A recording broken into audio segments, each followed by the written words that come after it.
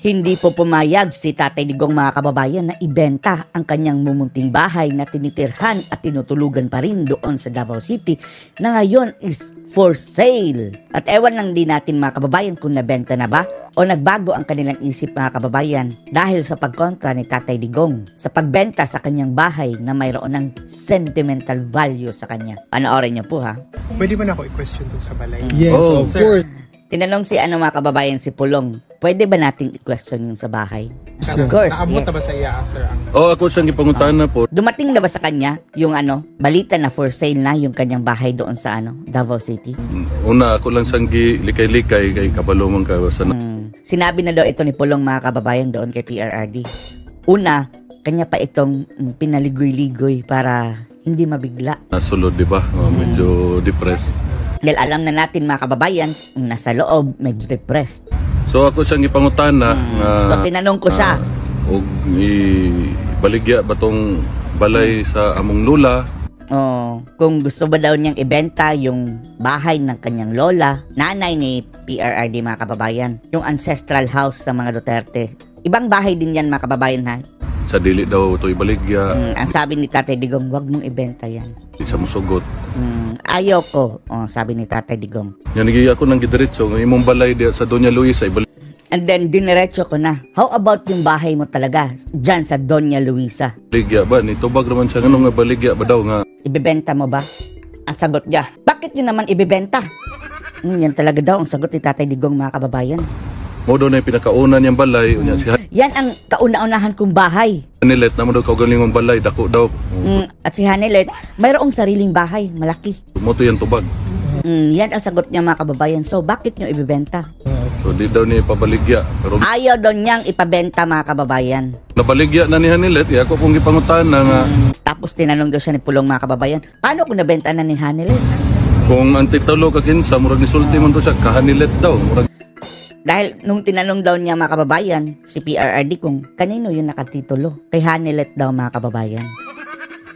Kana, wapog ko, way klaro po rin tubag, pero nabaligya na. Hindi rin alam mga kababayan, parang hindi daw klaro ang sagot ni PRRD. Hindi niya alam siguro kung kanino nakatitulo. May mabuhat. Pero kung nabenta na daw, wala na daw tayong magagawa. Sa pagkakaroon, ang among inahan, si Mama. Dahil as of now mga kababayan daw, ang kanilang nanay na si Elizabeth Zimmerman Namo, ni sulti gyud nga pohon. Sinabi talaga makagawa siya na kung makakalabas si Tatay Digong, dito na siya papuyon sa balay namo. Doon na sila titira doon sa bahay nila. Kasama si Pulong. Akin na si Rodrigo. Gaaway na naman. Ang daming mga kababayan, pwedeng tirhan si PRRD pag uwi. Pero sa tingin natin mas pipiliin pa rin niya mga kababayan yung kanyang mumunting bahay, yung greenhouse mga kababayan. Matagal na siya doon Hindi kasi maluho si Tatay Digong mga kababayan. Makikita niyo naman yan, di ba? Daghan na naman ikaw galing yung balay.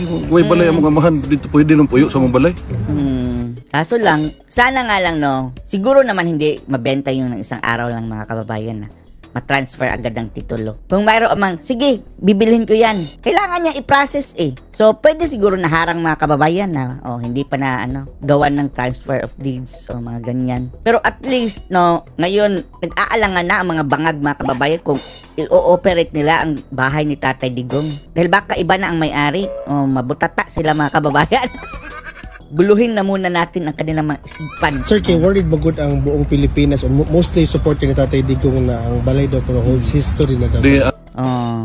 Dahil worried daw ang karamihan sa mga Pilipino dahil itong bahay ni Tatay Digong holds a history. Ang kuan gid namo nastoryahan namo ni VP Inday ang napag-usapan namin yan ni VP Inday, ni Mayor Baste. Kanang balaya dili na yung bahay na yan siya actually na masulting kang sa among amahan.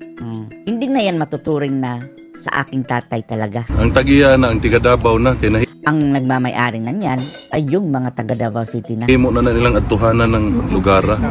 Dahil nagmistulan na yung pasyalan ng mga taga Davao mga kababayan, napapapicture. Pero pag uwi ni Tatay Digong mga kababayan, siya pa rin ang magde-decide. Tarong ang iyang kuan. Sige pakatawa. Sige. Maganda daw ang mood ni Tatay Digong, mga kababayan. Laging nagjo-joke. Joke sa mga apo. Okay man Sa siya. kanyang mga apo. Sir, kanusta siya, sir, na 1 week siya walay visit gyud kasi na-fail daw niya, sir. At by the way, mayroon palang 1 week, mga kababayan, na diretso na walang visiting. Walang visiting time. Bawal. Bakit 1 week? Alam naman siguro nila, mga kababayan, no, na sinapulong limited ang time dyan. Tapos pinagbawalan pa na bumisita for 1 week. Way gana kaon. Mogya po kasi Walang gana ganang kaon. kumain. Kaya pumayat man. Pareha karon akong ginamasahe. Ngayon, minasahe ni pulong. Sige kurok antiyan. Kumukulob yung mga kababayan. Chan. Blok, ganyan. Istorya po na akong mga security. Usay, Kausap ko din ang mga security. ubangon, kapoy. Ang sabi daw, andun lang daw sa higaan, mga kababayan. Hindi tumatayo. Matod pa niya. Mo daw na kuan. Naanad na daw siya sa iyahang kahimtang nga ublo. Ang sabi daw ni Tatay Digong, mga kababayan, nasanay na ako sa aking kalagayan dito sa oblo. Loob! Loob. Yan ang term nila, mga kababayan, sa loob. Ng bilangguan. Nasa loob. Oblo! Mo na isulti ublo. Sir, Baka nakuha niya yan sa terminology ng kanyang makakosa doon. Pero mga Afrikano wala naman palang Pinoy. Oblo. na ba siya mga gusto ipahiwatig sa atong mga kababayan, sir, all over the world? Mayroon ba siyang gustong ipahiwatig sa ating mga kababayan all over the world? Kuan lang. Pasalamat gihapon siya sa suporta. Sige, Nagpasalamat lang siya, mga kababayan, sa kanyang mga taga-suporta. mga pangutana og na si message kay tungod lagi po ninyo. Lagi ko kasi tinatanong kung ano ang kanilang message dahil din sa inyo, andyan lagi na nagtatanong kung anong mensahe. Paulit-ulit, mga kababayan, na tinatanong kung anong mensahe. Salamat sa suporta. Salamat sa suporta. Ayaw na lang daw kay siyang problemaha. Wag nyo na lang daw siya masyadong problemahin. Problemahan na lang daw inyong mga kaugalingon kay kung Problemahin na lang daw ang inyong mga sarili. maugid daw niyang destiny, maugid na niyang destiny. Dahil kung ito talaga ang kanyang destiny, ito ang kanyang destiny. Sir, nahisigutan ba ninyo, sir, ni Ang Kuya uyab? RD? Ana siyang Napag-usapan ba daw nila yung mga girlfriends niya? kuan daw. Ang sabi niya, Sa iya daw mga common law wife, mga common sa kanya daw mga common law wives. Ang dami. law wife mo niyang isulti. Katong kang Ma'am Jazz, Yung kang Ma'am Jazz na tinatawag ni Maharlika na alpotera. na siya nga wala man daw sila yung relasyon ni Ma'am Jazz. Ang sabi ni Tatay Digong, wala naman kaming relasyon ni Ma'am Jazz. Kay di man daw sila igagaw. Hindi naman daw kami magpinsan. Di man sila igsuon. So wala daw Hindi rin kami magkapatid. Wala akong sila yung relasyon. relasyon. So, sa tanang uyab ko daw niya, Sa lahat din ng girlfriend niya, mga kababayan. kung sa nailhan ako nga 13 ka buok des Davao, Sa pagkakalam daw ni Pulong, mga kababayan, na 13 sa Davao City pa lang. pangita na lang daw muglain, kanang daghan daw credit card. Maghanap na lang kayo ng iba nung maraming credit card. Mo na yung sulti. Papatulan na naman yan ng mga bangag, mga kababayan. So, doon sa pa, bahit sa uyab, sa common law wife, unsa man. Sir, kanang mga tanan din ko nahisigutan ba ninyo ang kanang development sa case ni VP Inday? Tinanong din, mga kababayan nila kung pag-usapan ba daw nila Tatay Digong yung development sa case ni VP Sara. Impeachment. Nagsigira sa pangutana kung si Inday nga gadto ba daw og Davao, Lagi lang siya nagtatanong kung nagpupunta-punta ba daw si VP Sara sa Davao City. ginaasikaso ba daw pud ni Inday ang Davao. Ako Inaasikaso ba daw ni VP Sara ang Davao City? ito ba nga nga si Inday gaulig Davao. Ang sagot ko, oo. Si Inday laging umuwi ng Davao City. Gatubang sa mga imbitasyon yung ginatubang mga tao. Mura Naharap yung mga imbitasyon, naharap yung mga tao. ito yung pangutanawan sa nangutana sa kaso ni Inday. Yan lang ang tanong niya. Hindi siya nagtanong about sa kaso ng VP Sara. Kung unsa daw imuhang inyong experience now na more extended yung time diri sa Europe, sir? Or ni angay na makaroon sa Europe, sir? Mura Anong experience nyo na na-extend ang inyong stay dito sa Europe? Nasanay na ba kayo dito? ganit. Memorize na ganit ako mga dalan diri. Sabi niya, memorize ko na ng mga daan dito eh. Kita kayo tugnaw, sir. Init oy. Init gani guys. Hindi na daw malamig. Maaliwalas na daw, mga kababayan. Naka-t-shirt na lang. Tingnan niyo, mga kababayan. Presidente ang tatay, ha? Dating presidente. Naka-t-shirt lang. Walang brand, mga kababayan. Digi paningot pugog masahe niya.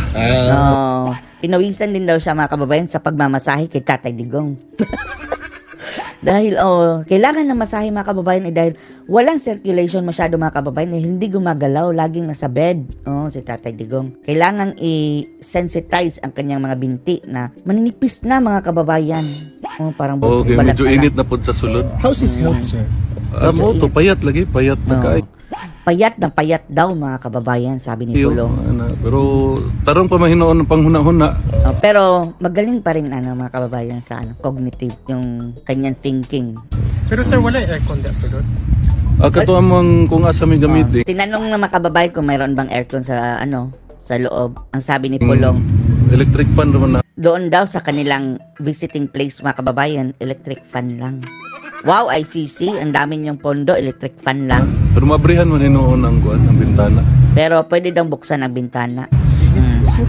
Isa pa na, napa may question ma'am? Basig na kung ano lang ko, last message niyo Last sa mga kababayan message natin. sa mga kababayan natin. Like I said, sa akong mga kapwa Pilipino, salamat sa inyong suporta. Thank you for your akong support. amahan, For my father, sa akong igsuon nga si BP Inday. at sa ug kanyang among kapatid na pamilya. si Bibi Sara at sa kanyang Salamat pamilya. kaayo. Maraming salamat. Ito pa ni Papa nga iyang At sabi din ni Tatay, message. ang kanyang message, Kalimti na lang daw siya, siguraduhan na lang daw inyong mga kaugalingon. kalimutan nyo na ako at isipin nyo na lang ang inyong mga sarili. Salamat. Maraming salamat. Anong masasabi nyo dito mga kababayan? Post your comments below.